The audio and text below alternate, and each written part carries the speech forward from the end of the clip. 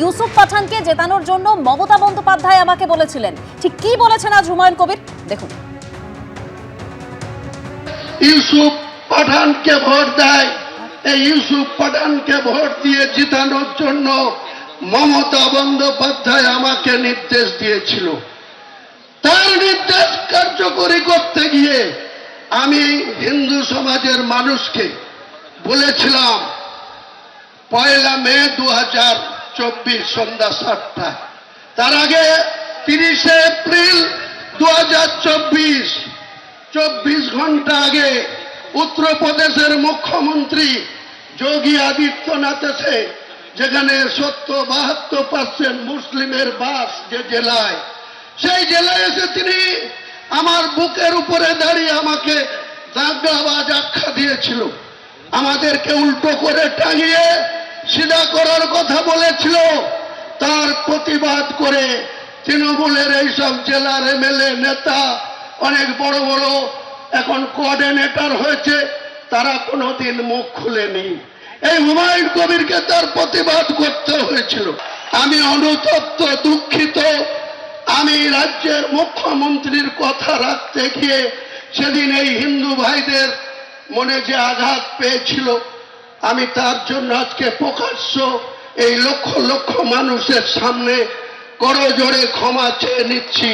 ভবিষ্যতে এরকম মিথ্যাবাদী মুখ্যমন্ত্রীর কথায় হুমায়ুন কবির আর কোনোদিন কোন সাম্প্রদায়িক কোন উস্কানিমূলক কথা বা কাউকে জিতানোর জন্য কাউকে আঘাত করার কথা হুমায়ুন কবির বলবে না, আপনারা ভরসা রাখতে পারেন। আমি প্রকাশ্য 1 মে 2024 সন্ধ্যা 7টায় যে কথা বলেছিলাম, সেটার জন্য আমাকে অনেক কথা শুনতে হয়। আমি কৌশিকদার কাছে যাব। কৌশিকদা, ভয়ঙ্কর অভিযোগ করছেন তো হুমায়ুন কবির। আমরা জানি এখনো তিনি সাসপেন্ড রয়েছেন, কিন্তু দল কোনো ব্যবস্থা নিয়েছে কিনা আমাদের জানা নেই। তিনি একেবারে বলছেন যে মমতা বন্দ্যোপাধ্যায় তাকে বলেছিলেন, তাই তিনি ওরকম কথা বলেছিলেন। দেখুন, হুমায়ুন কবির একটি রাজনৈতিক ধান্দাবাজ এবং ভাঁড়, একটি রাজনৈতিক ভাঁড়ে পরিণত হয়েছেন। উনি আমাদের নেত্রী সম্পর্কে যে কথাটা বলেছেন সেটি সর্বৈবরূপে মিথ্যে কথা। ওনার এই মিথ্যের বেসাতি সারা পশ্চিমবঙ্গের মানুষ পরিষ্কার রূপে বুঝে গেছে। একটা মানুষ রাজনৈতিকভাবে কতটা দেউলিয়া হলে, আপনি যার বিরুদ্ধে বিভিন্ন বিশেষণ ইউজ করছেন কৌশিকদা, কিন্তু দল তো শুধু তাকে সাসপেন্ড করেছে, এখনো তো দল কোনো ব্যবস্থা নেয়নি, এখনো তো দলই রয়েছেন তিনি। না, দল সাসপেন্ড থাকলে তিনি দলে থাকেন কি করে? উনি দল থেকে সাসপেন্ডেড, উনি দল থেকে নিলম্বিত। তার মানে উনি আর দলে নেই, এটা একদম ক্যাটেগরিক্যালি মুখপাত্র হিসেবে বলছি উনি দল থেকে নিলম্বিত। উনি এমন একটি চরিত্র যিনি শূন্যে থেকে যাওয়া সিপিএম এর সঙ্গে একটা হোটেলে বসেও মিটিং করতে পিছ পাওয়ান না। উনি যেটাতে ভেবেছিলেন সেইটাতে উনি দেখছেন কোনো মতেই সম্ভব হচ্ছে না, সেই জন্য উনি এখন উন্মাদের মতো পাগলের প্রলাপ বকছেন। ওনার কথার কোনো রাজনৈতিক গুরুত্ব পশ্চিমবঙ্গের কোনো মানুষ দিচ্ছে বলে আমাদের মনে হয় না। তরুণ জ্যোতি, দেখো, হুমায়ুন বাবু ফাঁকা ফ্ল্যাটে মানে সেলিম বাবুর কাছে ঘন্টাখানেক লেনিন বোঝার পর, একে অপরের মন বোঝার পর তার মন পরিবর্তন হয়েছে কিনা আমি জানি না। তিনি ক্ষমা চাইছেন কেন? ক্ষমা তো চাওয়া উচিত মমতা বন্দ্যোপাধ্যায়ের। রাজনীতির স্বার্থে মমতা বন্দ্যোপাধ্যায় কতটা নিচে নামতে পারেন সেটা হুমায়ুন কবিরের বক্তব্য থেকে পরিষ্কার। আমি বুঝে নিতাম বলছো যে হুমায়ুন কবিরের বিরুদ্ধে কোনো ব্যবস্থা নিচ্ছে না দল, কিন্তু কৌশিকদা স্পষ্ট বলছেন যে দলে তিনি আর নেই, কিন্তু সাসপেন্ড মানে এক্সপেল নয়, এটা আমরা জানি। খুব সুন্দর কথা বললে তুমি, ধন্যবাদ তোমাকে। তোমাকে একটা ছোট্ট জিনিস বোঝাই। বক্তব্য কি ছিল? 30% হিন্দুকে কেটে ভাগীরথীর জলে ভাসানো। ওই বক্তব্যের পর তার বিরুদ্ধে কোনো মামলা হয়েছে? কেন হয়নি বলতো? কারণ তিনি বক্তব্যটা রেখেছিলেন রাজ্যের পুলিশ মন্ত্রীর নির্দেশে। পুলিশ মন্ত্রীর নাম জানো তো? মমতা বন্দ্যোপাধ্যায়।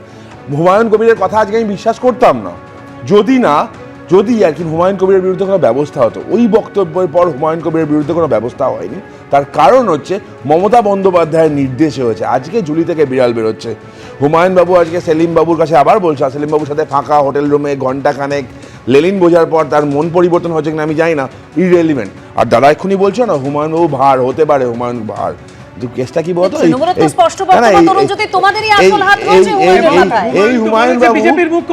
হুমায়ুন বাবু হচ্ছে এমএলএ, কৌশিক দাস শুধুমাত্র একজন মুখপাত্র।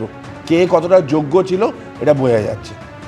উনি দলের এমএলএ হয়েছিলেন টিকিট পেয়ে, হুমায়ুন- কৌশিক না, দাস হতে পারে। সামান্য একজন মুখপাত্র। সেটা কে সামান্য- ভার? আমি কার সামান্য প্রয়োজনীয়তা বেশি? মুখপাত্রটা অসামান্য, কার সেটা প্রয়োজনীয়তা আমার বেশি? দলের কার সিদ্ধান্তের ব্যাপার। প্রয়োজনীয়তা বেশি? কিন্তু সেটা এই আমার দলের লোকটাকে সিদ্ধান্তের সাম্প্রদায়িক ব্যাপার। কাজে ব্যবহার কিন্তু করেছিল মমতা ব্যানার্জি। আজকে তো এই তোমার লোকটাকে হুমায়ুনকে ব্যবহার করেছিল এই মমতা ব্যানার্জি। বক্তব্য আমরা বলতে হিন্দুদের শুনেছি বিরুদ্ধে অত্যাচার যে করে। এর থেকে মমতা কিন্তু বন্দ্যোপাধ্যায়ের এই RSS এর কীর্তির মুখ্যমন্ত্রী জন্য চাই, বিজেপির ভগবান মুখ্যমন্ত্রী মমতা চাই। বন্দ্যোপাধ্যায়কে ফলে ক্ষমা আমরা করতে তো পারে, বলছি ও BJP সাধারণ দালাল। হিন্দুরা করবে না। বেশ, দেখুন হুমায়ুন কবির ঠিক এই একই প্রসঙ্গে, অর্থাৎ তার সেই 70-30 মন্তব্য প্রসঙ্গে প্রথমবার ঘণ্টাখানেক সঙ্গে সমান অনুষ্ঠানে ঠিক কি ব্যাখ্যা দিয়েছিলেন তিনি, শোনাবো এবার।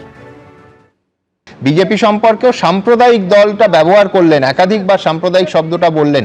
আপনার সেই বিতর্কিত বক্তব্য যে 70% আর 30% ভাগীরথীতে কেটে ভাসিয়ে দেবো, তো এরপরে তো রাজ্যের অধিকাংশ মানুষ মনে করে যে হুমায়ুন কবির একজন সাম্প্রদায়িক রাজনীতিবিদ, সাম্প্রদায়িক ব্যক্তিত্ব। আমি একবার আপনার অবশ্যই উত্তরে আসবো, কিন্তু তার আগে কি বলেছিলেন আপনি, যে নিয়ে এখনো স্টুডিও উত্তপ্ত হয়, দেখাবো। কত ধানে কত চাল হয়, 2 ঘন্টার মধ্যে তোমাদেরকে যদি ভাগীরথীর গঙ্গায় না ফেলতে পারি, রাজনীতি থেকে সরে যাব, শক্তিপুর এলাকায় বসবাস করা বন্ধ করে দেবো। এটা তোমরা হাতির পাঁচ পা দেখেছো, কিন্তু যদি ভেবে থাকো যে 30% লোক মুর্শিদাবাদ জেলায় আর আমরা 70%, হুমায়ুন,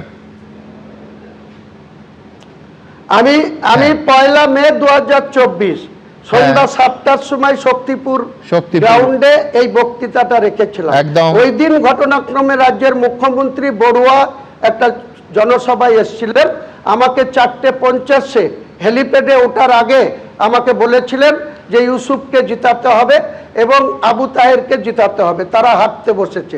তাই আমি মুখ্যমন্ত্রীর কথা রাখতে গিয়ে আগের দিন 30 এপ্রিল বেলা 2টোর সময় শক্তিপুর এই যে আমাদের সিদ্দিকুল্লাহ চৌধুরীর দপ্তর প্রতাপ সংঘ লাইব্রেরির মাঠ থেকে শক্তিপুর থানার 50 মিটারের দূরে প্রতাপ সংঘ লাইব্রেরি মাঠ, সেই মাঠ থেকে উত্তরপ্রদেশের মুখ্যমন্ত্রী যোগী আদিত্যনাথজি বলেছিল আমাকে টার্গেট করে, রাজ্যের মুখ্যমন্ত্রীকে দাঙ্গাবাজ মুখ্যমন্ত্রী আখ্যা দিয়েছিল, আর আমাকে টার্গেট করে বলেছিল বীরভূম মুর্শিদাবাদের 26টা ব্লক, তারপরে নদিয়ার কিছু এলাকা থেকে মাত্র 25,000 লোক একটা করে প্রতাপ সংঘ মাঠ থেকে যদি আমাকে বলে, মুর্শিদাবাদের মাটিতে দাঁড়িয়ে যদি যোগীজি আমাকে বলে মুসলমানদেরকে উল্টো করে টাঙিয়ে 7 পীড়া শায়েস্তা করে দেওয়ার ঘোষণা করে, আমি একবার না 100 বার মুর্শিদাবাদে দাঁড়িয়ে তার কাউন্টার করতে গিয়ে একথা বলবো। আর এবার আপনাদের সামনে রাখবো কুণাল ঘোষ, তার কি বক্তব্য দেখুন। ওনার এই গোটা বিষয়টাই তো হচ্ছে ভোটের দিন কাউন্টিং শুরু হওয়া পর্যন্ত, তো তারপরে তো আর এইসব কথাগুলোর কোনো জায়গা থাকবে না। তো সুতরাং যদি কেউ নিজের মন মতো করে বলে যায় আমার একে চাই, তাকে চাই, অমুককে চাই, একবার বলে ফেললেন আমি নিজেই মুখ্যমন্ত্রী হতে চাই, বিজেপির সমর্থন নিয়েও আমি মুখ্যমন্ত্রী হতে রাজি, ফলে এই ধরনের একটা রাজনীতি বা বিধানসভা নির্বাচন একটা সিরিয়াস বিষয়। এরম বালখিল্যপনা করে এটা সাময়িক প্রচার হতে পারে, এর সঙ্গে বাংলার উন্নয়ন বা সিরিয়াস পলিটিক্সের কোনো সম্পর্ক নেই। এবিপি আনন্দ, এগিয়ে থাকে, এগিয়ে রাখে।